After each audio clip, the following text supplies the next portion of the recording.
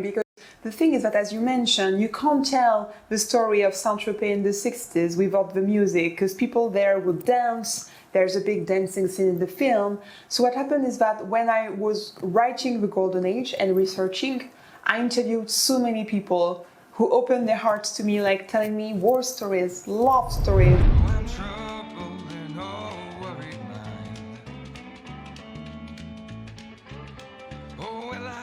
Just can't be satisfied. I just can't keep on crying.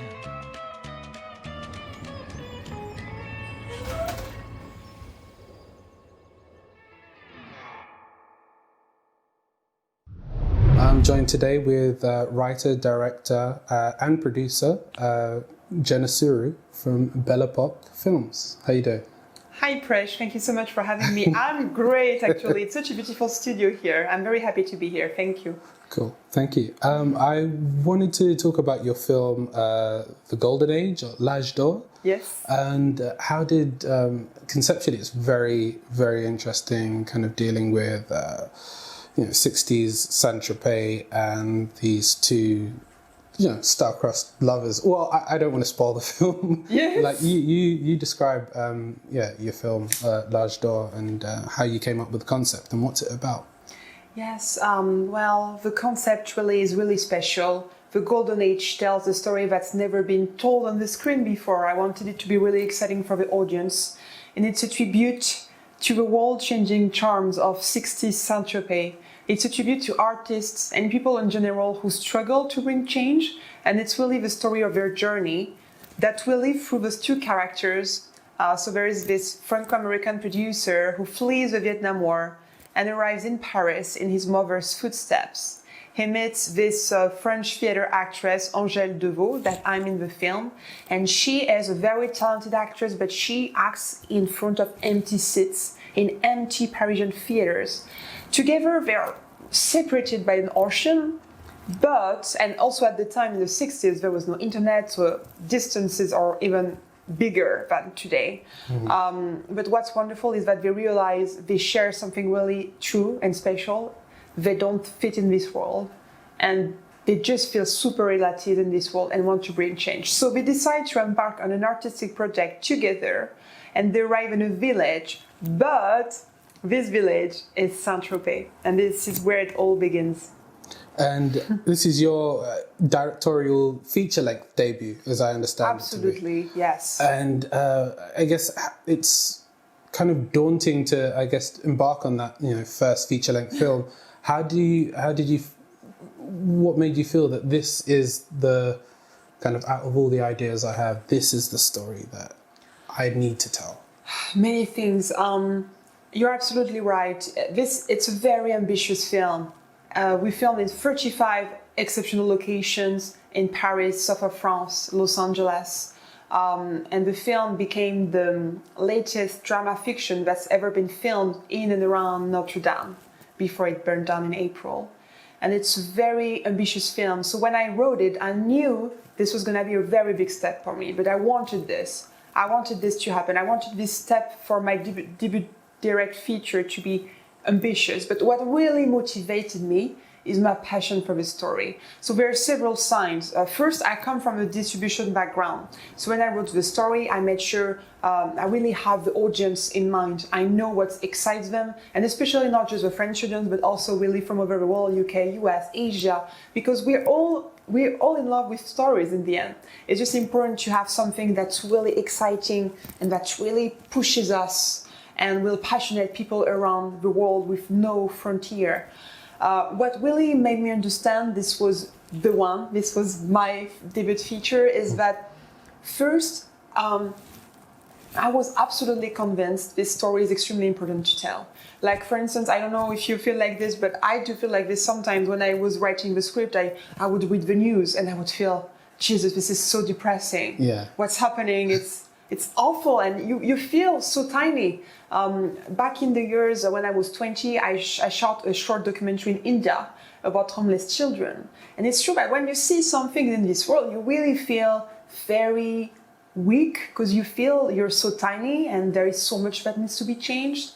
And I realized I was far from the only person to feel like this. And I think today there are many people, especially the youth, who wants to bring change, or the Z generation who doesn't fit in. And in the 60s, it was exactly the same. There were so many people, especially the youth, who felt very ill at ease in this post-World War. And they found, all these inventions that were invented in the early 60s, 50s. They were like, oh, that's great, but this time we're not going to war with them. And so I think it's a really important message for today's generations. The second point is that things change, and even Notre Dame Cathedral, apparently, even the things you love the more, things can disappear.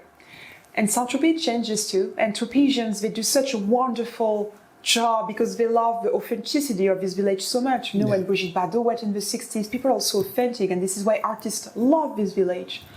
But things change, and so I wanted this film to happen because I want to keep this very precious village alive through the film so that people can see it as it is. And not through just VFX, like see it as it was too in the 60s. And how was it like, kind of, obviously Saint-Tropez is one of the 35 locations that you filmed in, and how was it like kind of going back there and discovering the history around Saint-Tropez and what that meant to artists, and how was that process like for you?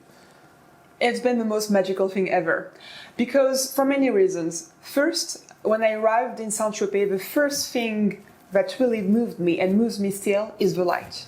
The light in the south of France is really special and beautiful. In Saint-Tropez, there is just something special. It's so moving. You understand why so many artists found inspiration there, and why so many painters went to really describe feelings. For my filmmaking, I inspire a lot from films, but also from music and paintings. And this light is one of the key elements that makes this village so special. The second thing is, as you mentioned is the history. When Brigitte Bardot went there to film God Created Women, all these films, all the bands that went there, especially at the time, but really it's become like a hub for artistic inspiration. And this history is really important. It's part of our patrimoine. It's part of also what made such artists geniuses, what inspired them. It's their fuel in a way. And there's also a third thing that really moved me, is the authenticity of the people that are there, Tropesians. Because at the time, if artists loved this village, it was also because it was a fishing village. So when you go, exactly, you could be very famous. Yeah. Either people wouldn't know, or they just would treat you as a normal person, which is really important because they're so authentic. And so you could be literally super famous or no one if you're an artist and you love what you do. Whoever you are, they will help you. And it's something that really moved me because I wrote and directed the Golden Age to tell this story. And in my modest, humble way, I realized that now I kind of became one of those artists because I also told the story. Yeah. And it was something I didn't expect. I just realized that I became one of those artists really who went there, found inspiration, told the story, and just felt this incredible feeling sort of comes full circle, and you kind of understand that journey that all these artists have taken. Exactly. It's something that's just incredible. You can't think of something better in your artistic life, in your career. It means so much, especially as your debut feature. And on the topic of artistry, music plays a fundamental kind of point in the film, and so you've kind of looked to, I guess, early rock and early rock and roll and inspirations. I think you mentioned Chuck Berry as like an yes. I mean, how do you pull together the music that kind of describes the backdrop of L'Âge d'Or? Yes, it was so inspiring because the thing is that, as you mentioned, you can't tell the story of Saint-Tropez in the 60s without the music, because people there would dance. There's a big dancing scene in the film. So what happened is that when I was writing The Golden Age and researching, I interviewed so many people who opened their hearts to me, like telling me war stories, love stories, what it felt to be like back then. Because back then, no internet again, it's like everything was so different. You're right. You would live differently. You would eat differently. The way you would have a conversation would be different because you wouldn't have to check your phone, or it's so different. things were so special. And so when I researched that, I also watched a lot of documentaries. And so usually what happened is that I would see this documentary, and I remember when I heard I saw in the documentary the Stones singing that song, I Can't Be Satisfied, and I was like, oh my god, this is amazing. And so I really chose my titles like that, and I went to the licensor, and I think they really understood the story, that it was a film that had never been done before. They found it was really special, and so they really helped a lot, because we recorded the music before filming. Oh, okay. Which is interesting, because to me, at first, I love music, and music is really important in the film, but also because there is big dancing scene on the harbor. I absolutely wanted to have a real music we would use for the film, so we can dance exactly on the right music during the filming. So that was really exciting. And you, just kind of on a moving forward on that point, you actually you spend a lot of time between both England and France in your work. It would be interesting to someone who has that kind of duality. What do you find are the differences in the stories we tell, or the film audiences between both France and England, or are they very similar? Oh, I think every country, every territory has similarities, but also things that are different. To me, the UK really inspired me. I think the way we do filmmaking here is different from France. France has such a strong cinema, such an inspiring cinema. What I think is really incredible here in the UK is that, well, filmmakers have such a new approach of filmmaking. Like, it's so incredible. When I moved here in the UK, I just opened my company, Belly Park Film, which is an official French feature film company, but I actually had just moved to London. And so when one of my very first films was The Bigger Picture with Robert Sheehan from Misfits, and now he's really famous because of the Umbrella Academy. So very British, you know? It's like, it could be any more British than that. Our DP was Oscar nominated, so that was wonderful. And it started like that, and I was amazed by how much I learned from filmmakers here, and how they think out of the box, how inspired they are. Ken Loach is also a very big inspiration. His cinema is big really... fan of his. Yeah. Right. I remember when I saw I, Daniel Blake at Cannes, it was such a magical moment, because what I picked from him is, first, his cinema is very generous. It has really strong messages about people struggling, solidarity, and I think you can really feel that in the Golden Age. And what I really appreciate from him is the way you watch the film. It's a film, it's a fiction, it's not a documentary, but it feels so true. Like, characters are so human, and it's something I absolutely love. I think it's real cinema. Like, you can really feel the story, you can really feel you can hear their heartbeat almost. Yeah.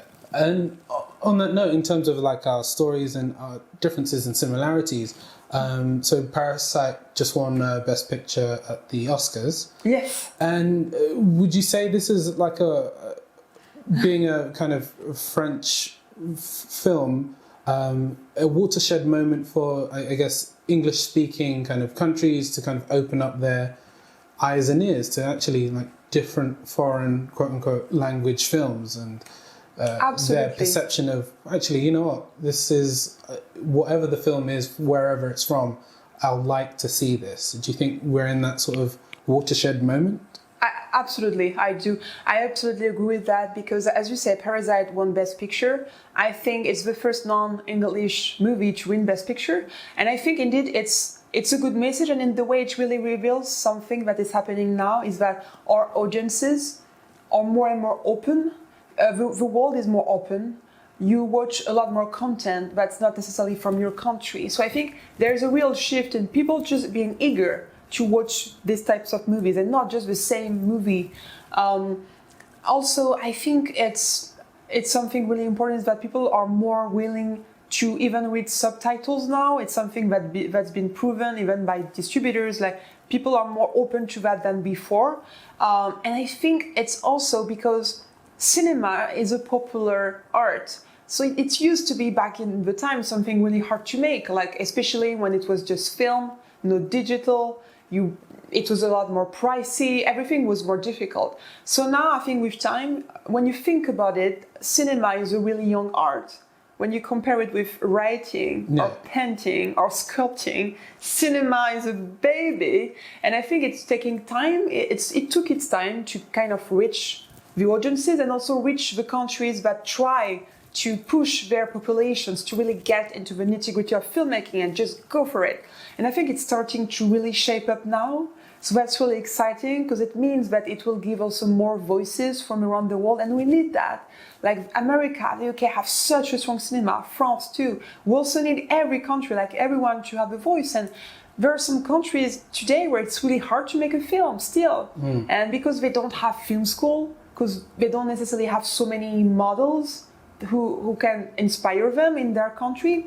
And I think it's starting, and I really hope that movies like Parasite will push this. It's like also the golden age in our modest way.